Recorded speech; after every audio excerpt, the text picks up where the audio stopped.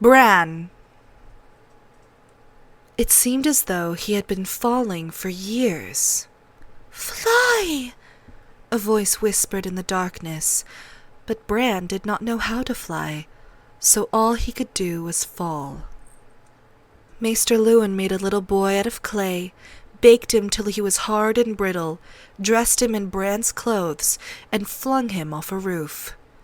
Bran remembered the way he shattered. "But I never fall," he said, falling. The ground was so far below him he could barely make it out through the grey mists that whirled around him, but he could feel how fast he was falling, and he knew what was waiting for him down there. Even in dreams, you could not fall forever. He would wake up in the instant before he hit the ground, he knew. You always woke up in the instant before you hit the ground. "And if you don't?" the voice asked.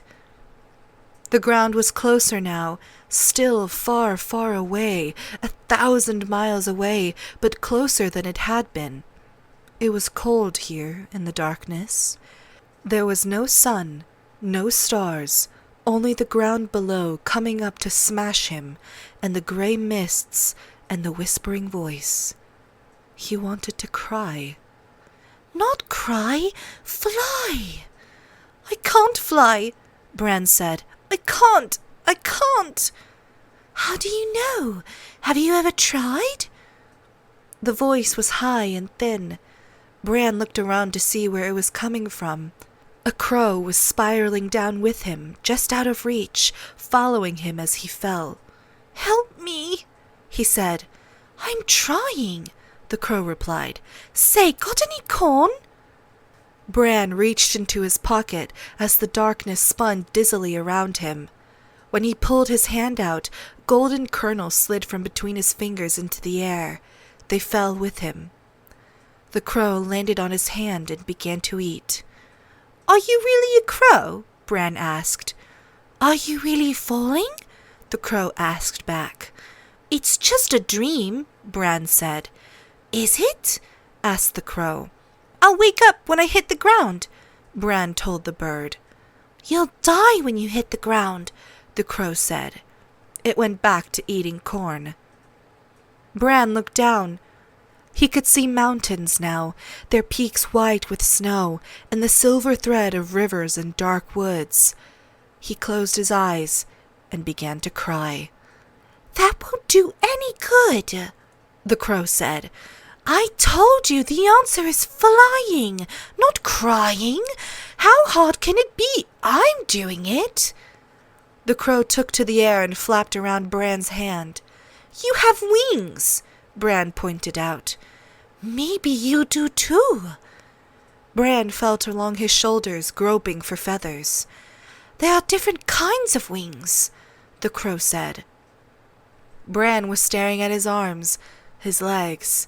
He was so skinny, just skin stretched taut over bones. Had he always been so thin? He tried to remember. A face swam up at him out of the grey mist, shining with golden light. "The things I do for love," it said. Bran screamed. The crow took to the air, cawing. "Not that!" it shrieked at him. "Forget that! You do not need it now! Put it aside! Put it away!" It landed on Bran's shoulder and pecked at him, and the shining golden face was gone. Bran was falling faster than ever. The grey mists howled around him as he plunged toward the earth below. "What are you doing to me?" he asked the crow, tearful. "Teaching you how to fly." "I can't fly." "You're flying right now." "I'm falling." "Every flight begins with a fall," the crow said. "Look down." "I'm afraid." "Look down." Bran looked down and felt his insides turn to water. The ground was rushing up at him now. The whole world was spreading out below him, a tapestry of white and brown and green. He could see everything so clearly that for a moment he forgot to be afraid. He could see the whole realm and everyone in it. He saw Winterfell as the eagles see it, the tall towers looking squat and stubby from above, the castle walls just lines in the dirt. He saw Maester Luwin on his balcony, studying the sky through a polished bronze tube and frowning as he made notes in a book. He saw his brother Robb, taller and stronger than he remembered, practicing swordplay in the yard with real steel in his hand. He saw Hodor, the simple giant from the stables, carrying an anvil to Mikken's forge, hefting it onto his shoulder as easily as another man might heft a bale of hay. At the heart of the godswood, the great white weirwood brooded over its reflection in the black pool, its leaves rustling in a chill wind. When it felt Bran watching, it lifted its eyes from the still waters and stared back at him knowingly. He looked east and saw a galley racing across the waters of the Bight.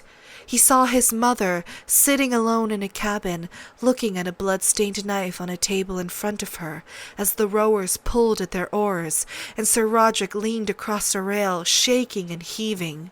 A storm was gathering ahead of them, a vast dark roaring lashed by lightning, but somehow they could not see it. He looked south and saw the great blue-green rush of the Trident. He saw his father pleading with the king, his face etched with grief. He saw Sansa crying herself to sleep at night, and he saw Arya watching in silence and holding her secrets hard in her heart. There were shadows all around them. One shadow was dark as ash, with the terrible face of a hound.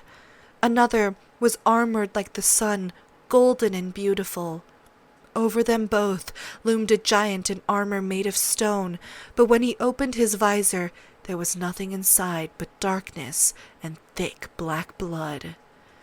He lifted his eyes and saw clear across the narrow sea, to the free cities and the green Dothraki Sea, and beyond, to Veas Dothrak under its mountain, to the fabled lands of the Jade Sea, to Asshai by the shadow, where dragons stirred beneath the sunrise. Finally, he looked north.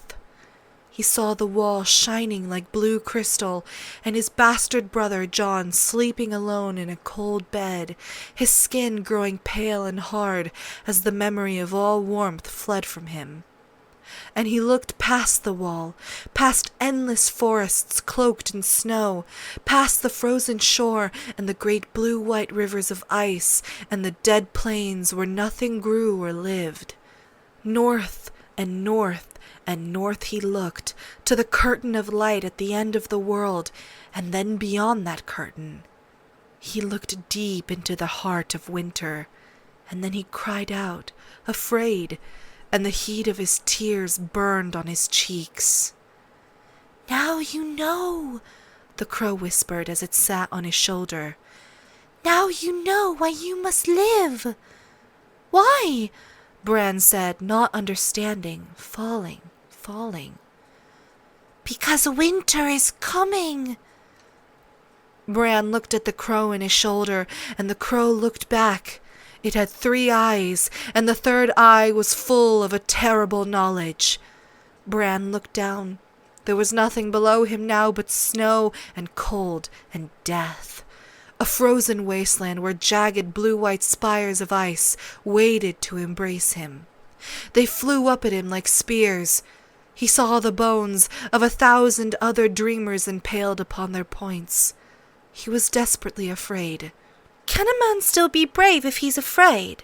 he heard his own voice saying, small and far away. And his father's voice replied to him, "That is the only time a man can be brave." "Now, Bran," the crow urged. "Choose, fly or die." Death reached for him, screaming. Bran spread his arms and flew. Wings unseen drank the wind and filled and pulled him upward. The terrible needles of ice receded below him. The sky opened up above. Bran soared. It was better than climbing. It was better than anything. The world grew small beneath him. "I'm flying!" he cried out in delight. "I've noticed," said the three-eyed crow. It took to the air, flapping its wings in his face, slowing him, blinding him. He faltered in the air as its pinions beat against his cheeks. Its beak stabbed at him fiercely, and Bran felt a sudden blinding pain in the middle of his forehead between his eyes. "What are you doing?" he shrieked.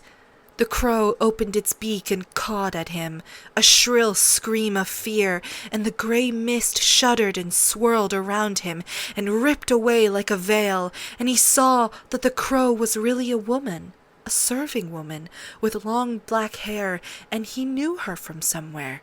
From Winterfell, yes, that was it. He remembered her now.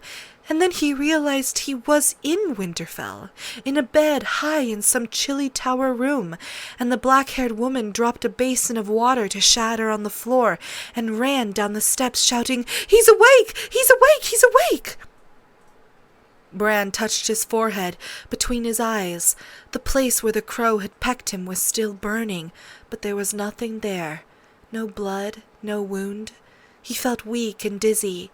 He tried to get out of bed, but nothing happened. And then there was a movement beside the bed, and something landed lightly on his legs. He felt nothing. A pair of yellow eyes looked into his own, shining like the sun.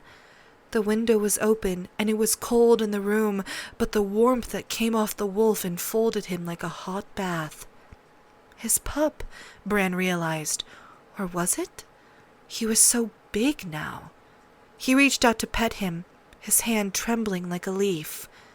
When his brother Robb burst into the room, breathless from his dash up the tower steps, the direwolf was licking Bran's face. Bran looked up calmly. "His name is Summer," he said.